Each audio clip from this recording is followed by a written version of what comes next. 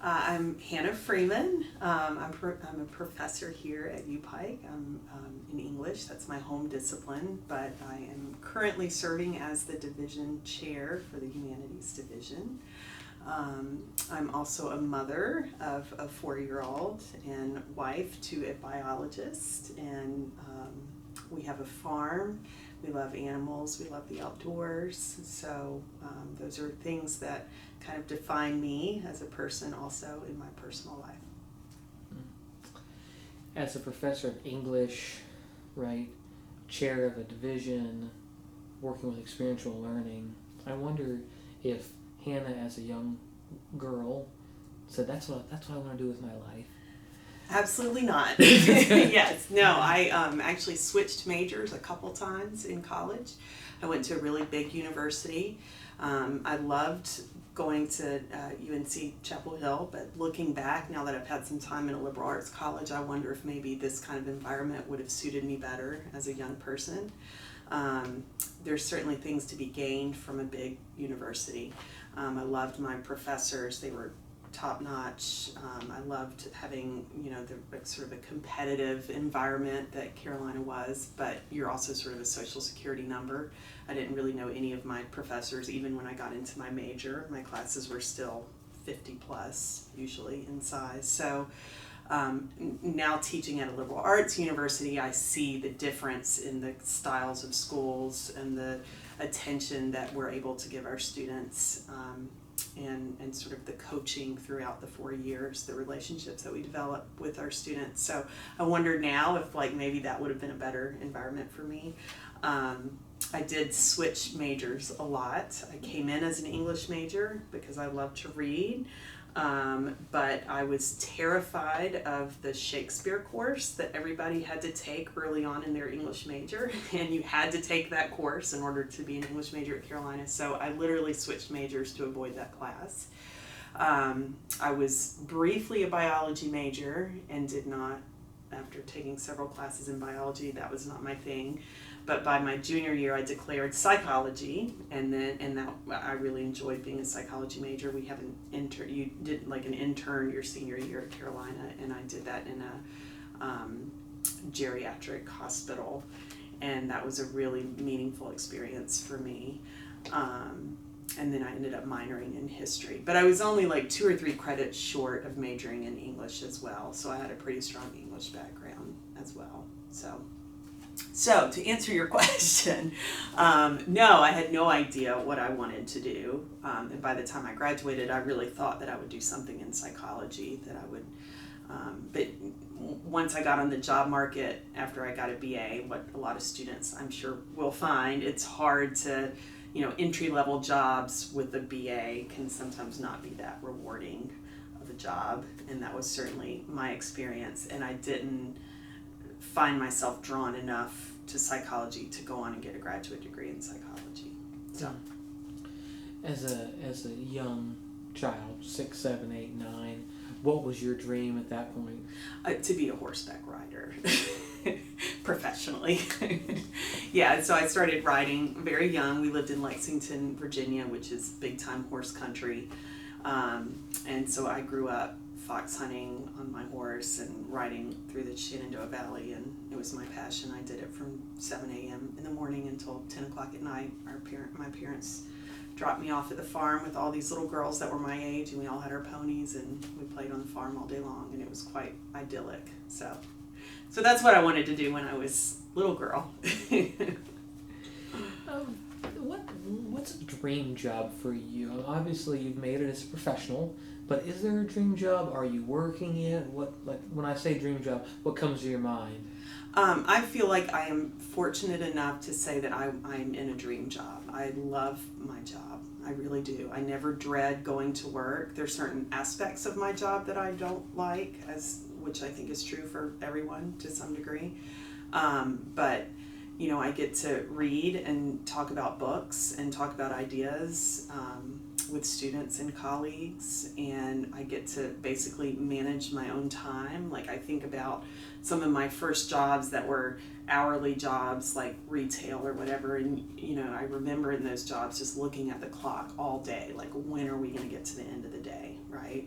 and I, in my career, it's the end of the day and I don't even know the day has passed because I've been so engaged in what I'm doing and getting things done. So there's very much sort of an internal sense of, what I need to accomplish. There's not a feeling so much of an external like clock telling me I need to do things. And so it all feels very self-motivated and therefore much more gratifying when I accomplish things because they're my own goals. And so. Did anything in life happen that spurred you on this route of where you are now with English, professorships, all that? Deciding to go back to school to get my master's in English was the direct result of a professor I had at Carolina.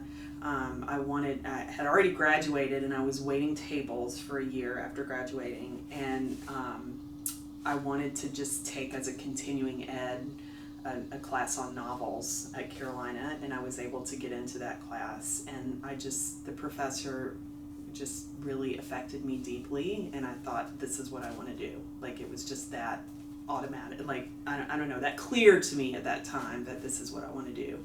And so I applied to get my master's the next year, and then I went straight through. So yeah, I was very fortunate that I had the experience of this particular professor, and that she spoke to me in such a real way, I think. So.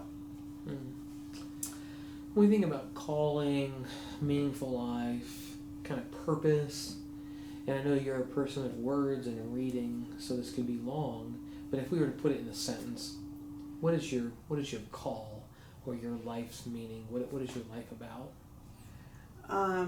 I don't know how to answer that question, Yeah. Rob. Do people really have answers to that at this? Yeah. I mean, I really don't know. I mean, I guess my answer is I'm on a path and I'm figuring that out, and it's the process of figuring out, what you're here to do and the lives you're here to affect and shape, and that's all a process. I don't think I can point to one concrete thing that this is what I'm here to do. I think that's constantly unfolding for me. It's the best I can do. With this a little harder to define call, but really ever sense of evolving, kind of growing, would you say that your job aligns with that? Yes. Yeah. Because I think ultimately I guess I'm a person who needs to feel like I affect people and animals, I mean the non-human world, in a way that is beneficial and sympathetic to those entities. And so yeah, I mean I'm in the kind of work that allows me to do that.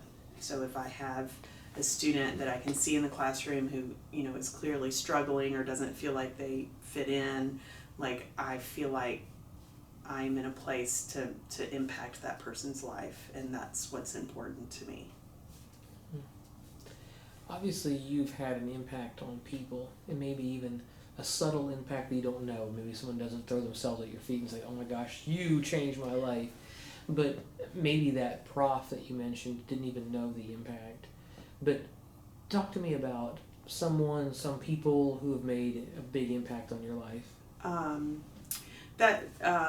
Like from childhood or in my career, or doesn't? Yeah, just about who you are today. Who's Right. made an impact for who you are today? Yeah, I mean, I would say like the writing instructor who owned the farm that I was speaking about earlier. I learned to kind of be independent and tough and not mind getting dirty and doing things. I mean, I think, so many times we still kind of gender activities that young girls do, and we get them into things where they're valued more for their appearance. And, I was really fortunate as a little girl, to fall in love with something that was about developing skill and hardiness. And so, and this person that I'm speaking of was, a facilitator of that. Like, she became very much an idol for me as a young girl. And I would say my stepfather had a big impact on me in terms of, we always had to finish things we started, and and when I was little, I kind of hated that, but now as an adult, like, I think, I can't not do something that I've committed to doing, even if, I get halfway through it and I'm like, this isn't really something that I'm inspired by or that I want to do. There's still that sense of, well, you never start something that you can't finish. And so I would say he kind of helped to form that ethos in me. In my adult life, my husband, I'm very much constantly moved by the person that he is and the values that he has,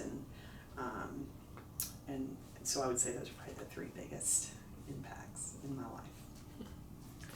If someone was watching us today and they said, Dr. Freeman, you are living my dream, right? You are doing it.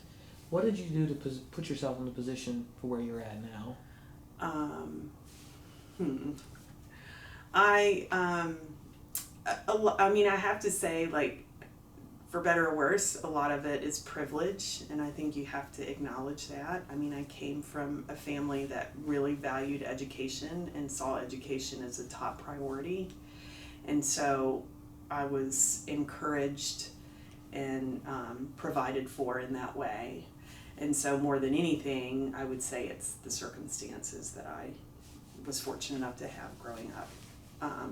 And again, I say that's for better or worse because, there are people, that the implication is there are people out there who may have the ability but don't have the circumstances to be able to be doing what they want to do. So that I think you have to recognize that.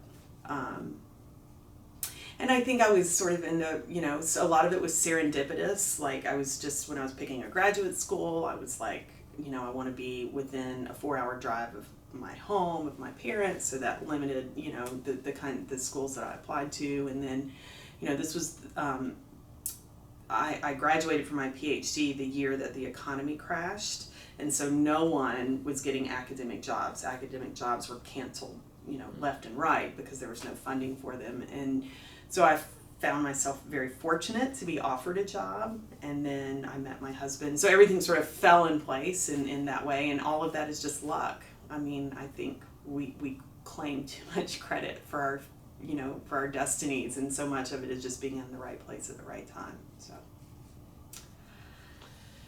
as a person who has dealt with college students for a while now, you have a lot of conversations with them. When a student comes in and says, I don't have any idea about what I should do with my life, what advice do you have for people like that? The first thing I always say is take the pressure off yourself and just explore things. I think we do a disservice to our students the earlier we track them. And, it used to be when I was in college, you weren't allowed to declare a major until your junior year. And that was so that you could explore different options. And now, we just track earlier and earlier. And again, I'm sort of opposed to that, to processing students in that way. I think students need to just explore, and I encourage them to think about college as a time to figure out what is meaningful for them, more so than figuring out what they want to do. Because I think once they figure out what is meaningful for them, the jobs hopefully will appear to them, right? Like they're going to think, this isn't something I would have thought. I'm going to go to school to become a museum director. But if you go to school and you love art and art is your passion, then it becomes obvious to you when you graduate, well, here are some things I can do with that degree. So I think it's more important to follow sort of your passion and what really gives you a sense of meaning in your life, rather than like sort of job tracking, if that makes sense. So that's what I try to impart to students, that you don't have to have all that figured out right now. Your freshman year when you're 18, you don't have to have all that figured out. So